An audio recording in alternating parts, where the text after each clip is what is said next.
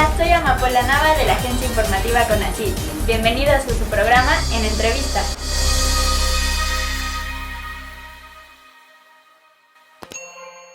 Hola, bienvenidos todos a su programa En Entrevista.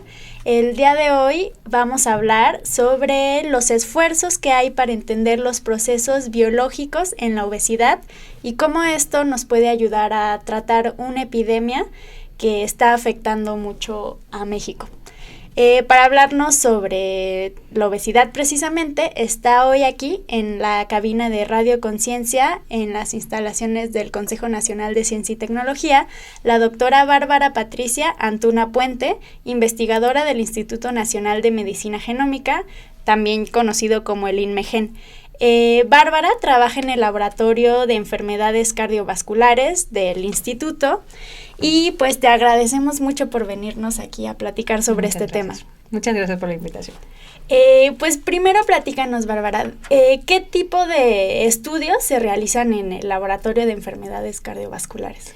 Pues principalmente, como el nombre lo dice del laboratorio, son estudios sobre la genómica de las enfermedades cardiovasculares, principalmente qué es lo que sucede, por ejemplo, en la muerte súbita, no nada más la muerte de cuna como normalmente la conocen, sino que también gente que va a estar haciendo ejercicio y ¡pum!, se para el corazón. O que hay un esfuerzo, un estrés adicional, ¡pum!, se para el corazón. Y se ha estudiado las canalopatías, el origen genético de estas canalopatías, que son las que regulan la salida y entrada de sodio, de potasio, de intercambio de iones y protones y todo esto para hacer el potencial de acción cardíaco, ¿no? Entonces, por un lado está esa línea de investigación, por otro lado está la línea de investigación de arteriosclerosis, toda la genética sobre arteriosclerosis, por qué unos sí se infartan, por qué otros no se infartan, siempre es la pregunta. Y yo llevo más hacia lo que es la línea de resistencia a la insulina y obesidad. Ok. Y bueno, ahora que mencionas que tu línea es la obesidad, ¿qué tan grave es el problema de obesidad en México? Es muy grave.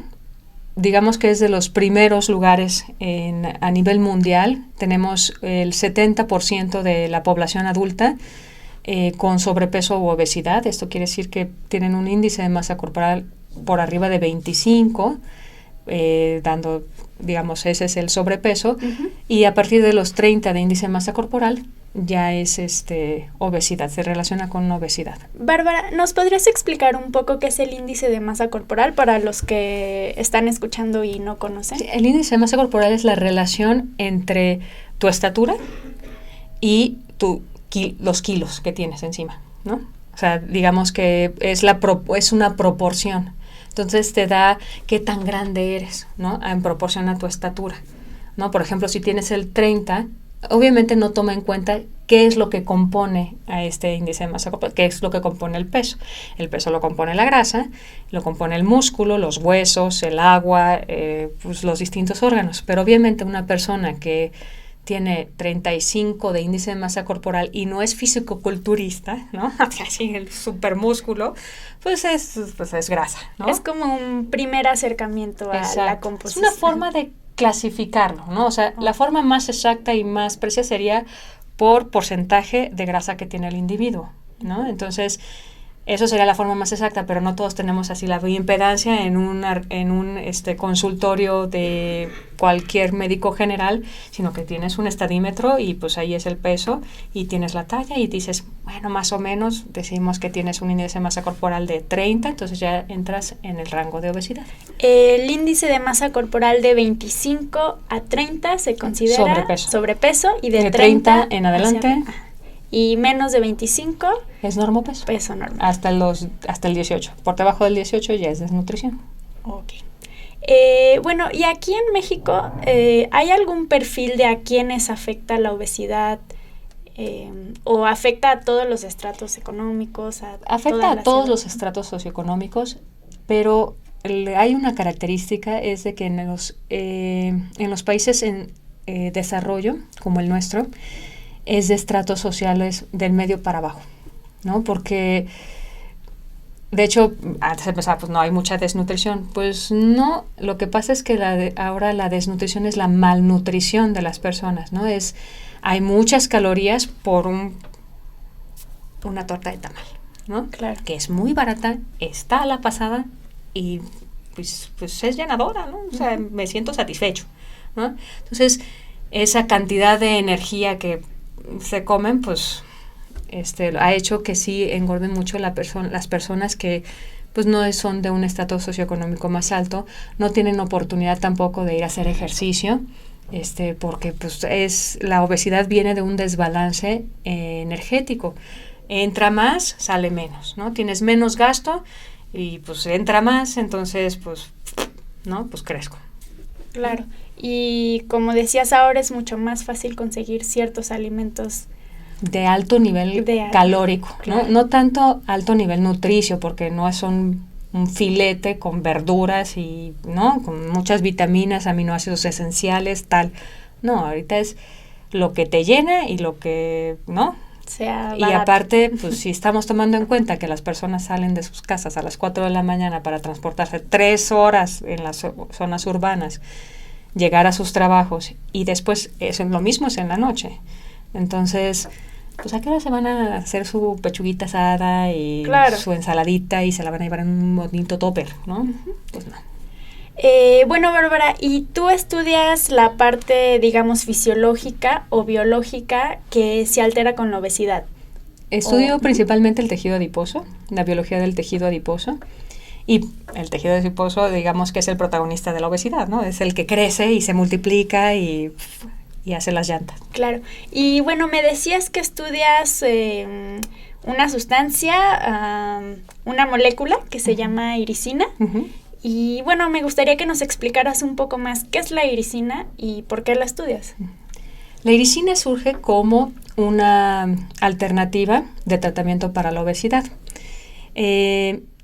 Hasta hace poco tiempo se sabía que el tejido adiposo pardo, que es un tipo celular diferente al blanco, el blanco es redondito, gordito y con una gran gota de grasa en medio, ¿no? Digamos, estás hablando de una célula. Una célula. De grasa. De grasa. Célula adiposa. La célula grasa es la que almacena los triglicéridos en una gran gota de grasa, y está otro tipo de tejido adiposo, porque también tiene gotas de grasa, pero tiene gotas de grasa pequeñas y está repleto de mitocondrias. La mitocondria es, digamos, el motor energético de la célula, es donde se va a quemar grasa, donde se va a quemar la glucosa y va a producir ATP, que es la forma de energía.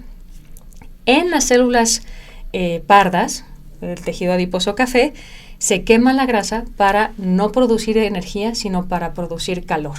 Estas son las que producen calor. Entonces, obviamente no somos osos, no invernamos, entonces no tenemos tanto tejido adiposo café, pero sí el humano cuando nace, recién nacido, tiene pues tiene cierta cantidad de tejido adiposo café para mantener esa termogénesis. Si salimos de 37 grados de estar adentro de la mama a 20 grados, aquí como a 27, 30 en esta época, pues sí hay como que regularizar un poquito esa pérdida, amortiguar ese cambio de temperatura. Claro, porque el bebé no tenía que hacer nada, ¿no? Pues no, estaba nada más ya estar ahí sí, a 37 grados, su ¿no? temperatura. Exactamente. Entonces, pero al parecer perdíamos ese tejido adiposo café, ¿no? Y entonces el adulto pues ya se pensaba que ya no tenía adiposo café porque precisamente no hibernamos, ¿no? Pero a partir del 2009 empieza a haber una serie de trabajos en donde efectivamente sí tenemos tejido adiposo café que se encuentra en la parte supraclavicular, que es aquí, y alrededor en la parte de la columna vertebral, ¿no? En la parte de al lado en la espalda. Y esta sí se activa con el frío.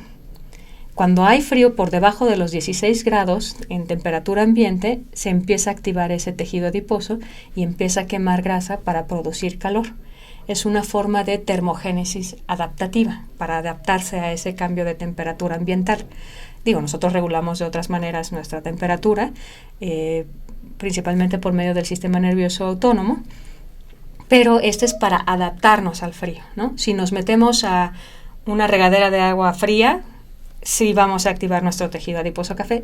Esta adaptabilidad se ve un poco perdida en el obeso, ¿Por qué? Porque las células están repletas de grasa, pues son adipocitos, pues ¿qué más? Prefiero guardar mis triglicéridos en esos adipocitos que no están hechos para eso, que en mi músculo, en mi hígado y en mi páncreas, que me van a producir una resistencia a la insulina y probablemente diabetes. Claro, aquí me gustaría detenerme un poco, porque nos hablaste de tejido adiposo café, que sirve para la termogénesis, para generar calor, y blanco me dijiste que se llamaba el tejido adiposo blanco. Y ese sirve entonces para almacenar energía que en algún momento podrías necesitar. Y lo que sucede es que en algún momento consumimos tanta grasa que ya no hay dónde almacenarlo en el tejido blanco y se guarda en el tejido café. Pero es muy pequeño y ese tampoco se va a reproducir como se reproduce el tejido blanco. O sea, la célula blanca se hiperplasia y se hipertrofia. O sea, se vuelven grandotas y aparte hay más, ¿no? Y ahora, a raíz de estos trabajos, dijeron, bueno, si podemos activar ese tejido adiposo café, que en vez de almacenar, me queme la grasa y produzca calor, no importa que seamos hornos caminantes, pues qué mejor, ¿no? Y aparte, también describieron un tercer tipo de célula blanca o de tejido adiposo, que viene del origen de los blancos, porque el origen del pardo viene como de la misma línea que el músculo, pero se fue hacia tejido adiposo. Y venía de las células blancas, pero es potencialmente más termogénica, como con más mitocondrias. Y como no es brown ni es white, pues le pusieron beige, ¿no? Si no es blanco ni es café, pues es beige, ¿no? Okay. Entonces, es una célula de tejido adiposo beige. Y están como incluidas entre el tejido adiposo blanco. Entonces, pero están, digamos, nada más se expresan bajo un estímulo. Están dormidas. Están dormiditas ahí y de hecho parecen blancas. Pero en el momento en que las estimulamos, se vuelven beige, ¿no? Y lo que vieron ya posteriormente, un grupo en Boston, es que había una sustancia producida durante el ejercicio que precisamente hacía ese cambio en ese tejido, en ratones.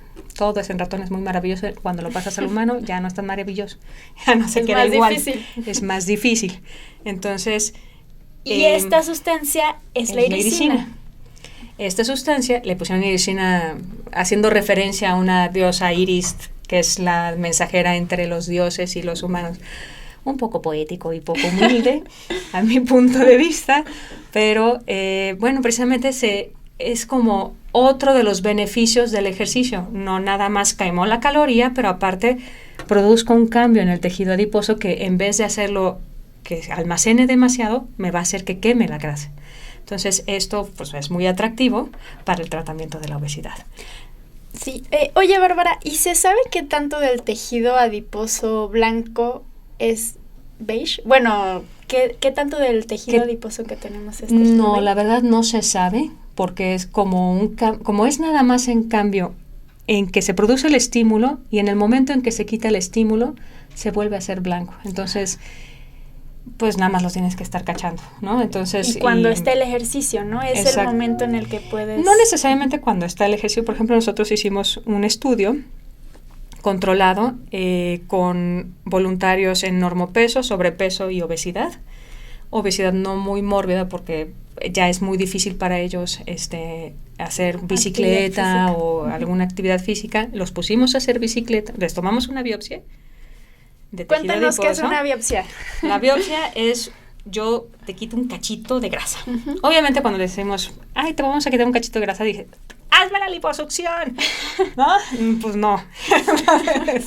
Y ya cuando ven el bisturí, ya no me hagas nada, ¿no? Entonces, pero sí tuvimos una excelente respuesta por parte de los voluntarios y es un pequeño corte, sacamos cachito de grasa que está abajo de tu piel, que es la subcutánea, y pues la guardamos, ¿no? Para estudiarla después. Para estudiarla después.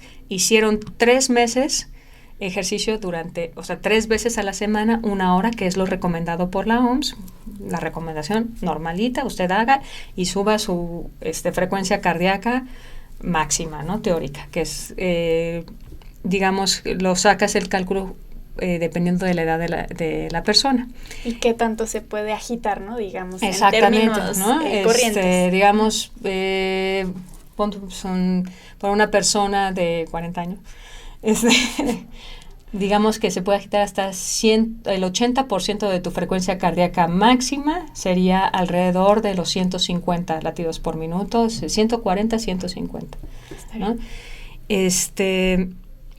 Entonces los pusimos a hacer ejercicio, eran voluntarios de entre 20 y 40 años, o sea, realmente para no entrar en más variabilidad, porque también iricina disminuye su producción conforme la edad, ¿no? Ya personas ya muy grandes producen menos iricina, probablemente relacionada a la sarcopenia normal de la edad, pues ya pierden el músculo, ¿no? Entonces, pues ya no hay quien produzca la iricina, que el 70% de la iricina se produce en el músculo. Ay, hay que detenernos un poquito ahí, por favor, porque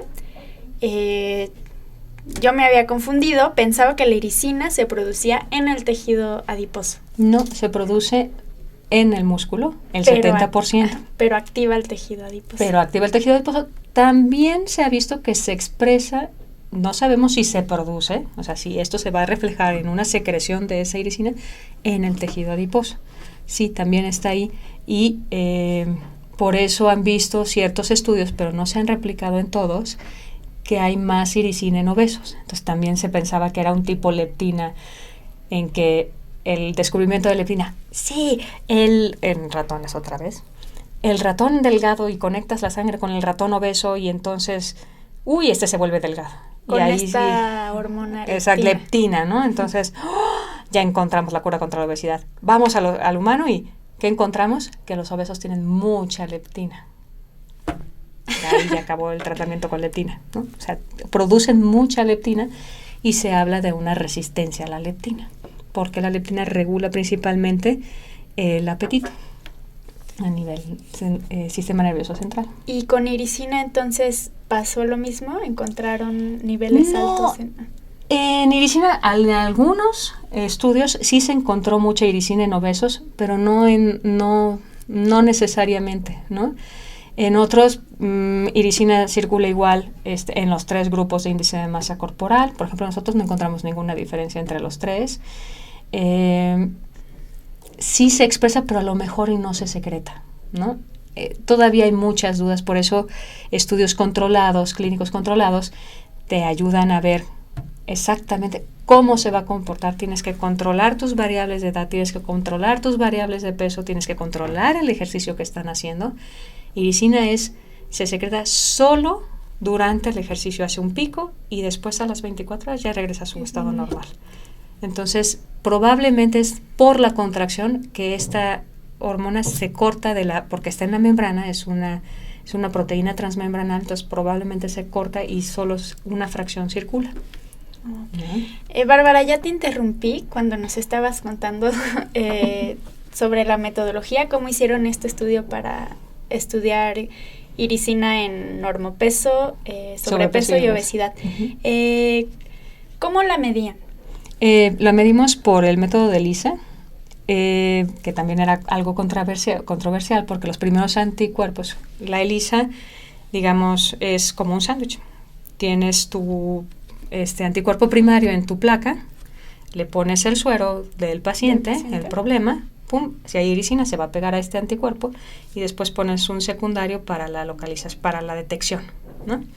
Entonces, y era algo controversial porque los primeros anticuerpos eran contra la fracción que se quedaba en la membrana. Entonces, esa no era la iricina circulante, estaba en el músculo, ¿no? Entonces, por eso no se encontraba, no encontramos cambios en la iricina, pues es que no encontraban iricina, ¿no? Entonces, pero este kit de ELISA que utilizamos ya ha sido replicado, ya ha sido validado y con eso es muchísimo más fácil. Los primeros estudios con iricina se medía con espectrometría de masas, ¿no? Entonces, es más caro, es más difícil la metodología y bueno, es muy simple una ELISA. Y lo medíamos antes y después hicimos, porque apareció la publicación en donde nada más iricina circulaba inmediatamente después del ejercicio, entonces tomamos la iricina inmediatamente después de que se bajaban de las bicicletas, y efectivamente hacen picos. Sí. Entonces, donde ustedes no encontraron un cambio fue entre grupos. Entre grupos circula igual.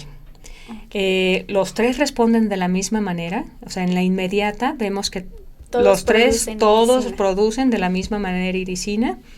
Encontramos diferencias entre hombres y mujeres, más elevada la respuesta en hombres, pues probablemente porque tiene más músculo que la mujer, desgraciadamente. Y no había, nada más encontramos una pequeña tendencia entre el antes y el después porque estamos viendo las basales, ¿no? No estamos viendo, y probablemente pues se elevaba un poquito porque hubo cambios que favorecían un poquito esta elevación de irisina, pero no fue significativo. Al final de los meses. Del final de las 12 semanas de intervención, pues vimos que pues era prácticamente igual a irisina y nada más hacen picos. ¿Y qué les dice esto a ustedes como investigadores?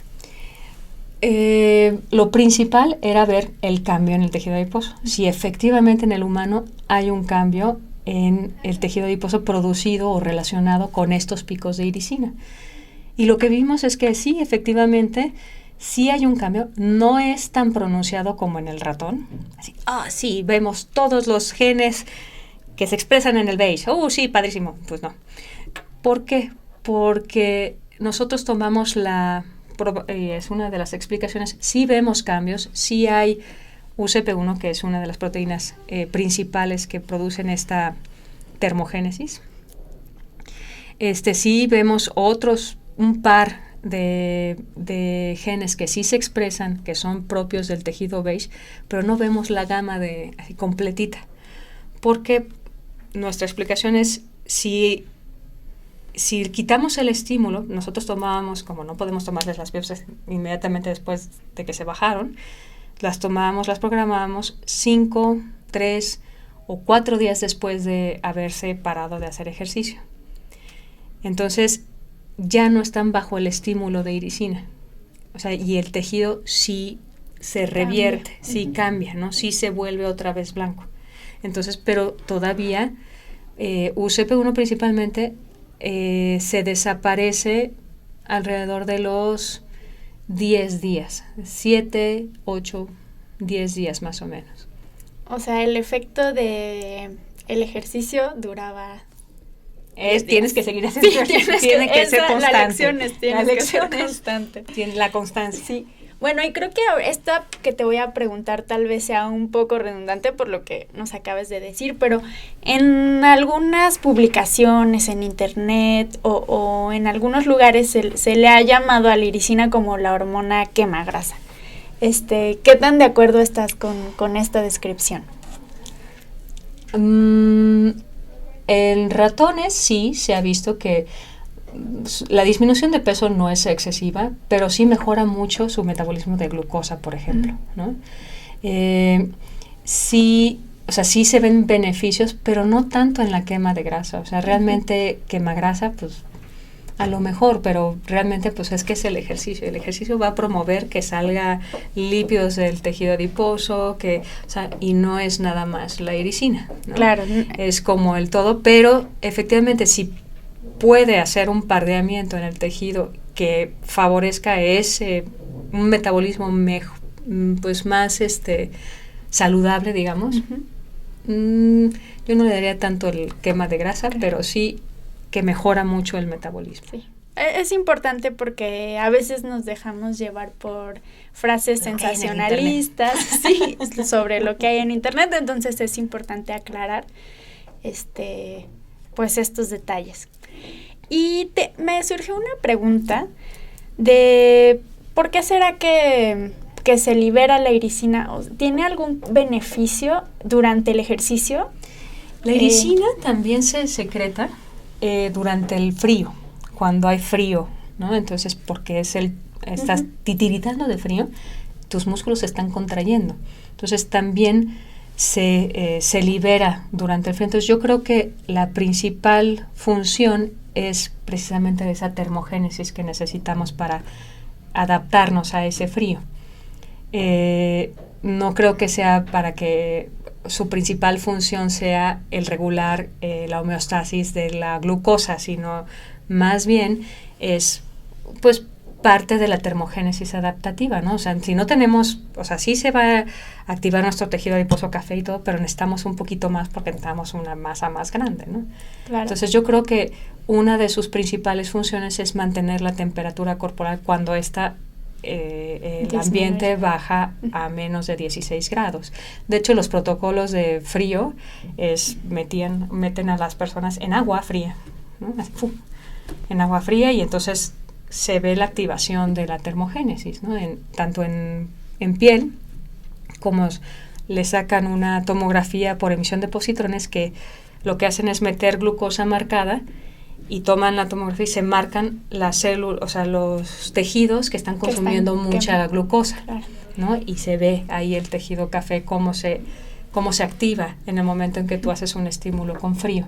Y ya digamos que de manera, pues, podría decirse secundaria, se activa en el ejercicio por la misma contracción del músculo. Que se parece a la de titiritar. Uh-huh. Ok.